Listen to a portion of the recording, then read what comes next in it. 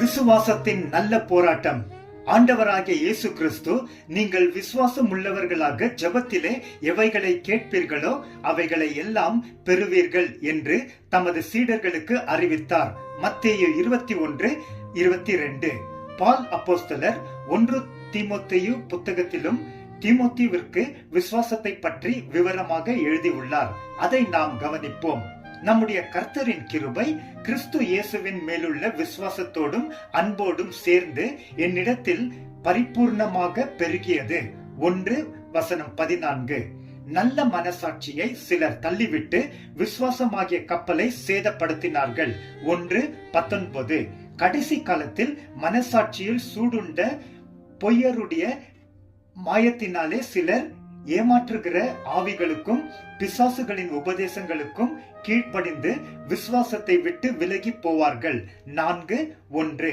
ஒருவன் தன் சொந்த உறவினர்களையும் விசேஷமாக தன் குடும்பத்தையும் கவனிக்காமல் இருந்தால் அவன் விசுவாசத்தை மறுதலித்தவனும் அவ்விசுவாசியை விட கெட்டவனுமாக இருப்பான். 5:8. பண ஆசை எல்லா தீமைகளுக்கும் வேறாக இருக்கிறது. சிலர் அதை விரும்பி விசுவாசத்தை விட்டு விலகி அநேக வேதனைகளாலே தங்களை தாங்களே கெடுத்துக் கொண்டிருக்கிறார்கள்.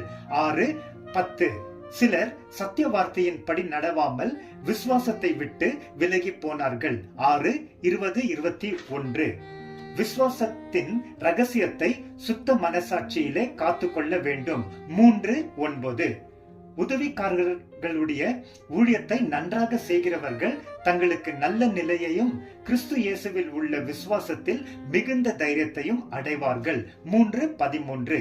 நீ விசுவாசத்தையும் மனசாட்சியையும் பற்றி கொண்டு நல்ல போராட்டத்தை போராடு. 1:18. நீ உன் வார்த்தையிலும் நடக்கையிலும் அன்பிலும் ஆவியிலும் விசுவாசத்திலும் கற்பிலும் விசுவாசிகளுக்கு முன்மாதிரியாக இரு. 4:12.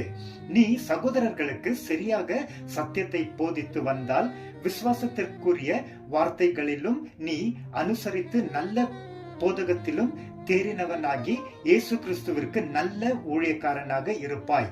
4:6.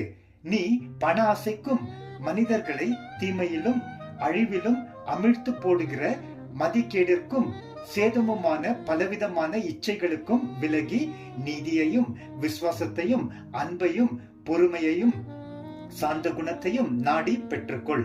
விசுவாசத்தின் நல்ல போராட்டத்தை போராடு. நித்திய ஜீவனை பற்றிக்கொள். அதற்காகவே நீ அழைக்கப்பட்டாய். 6:6-12. ஆமென்.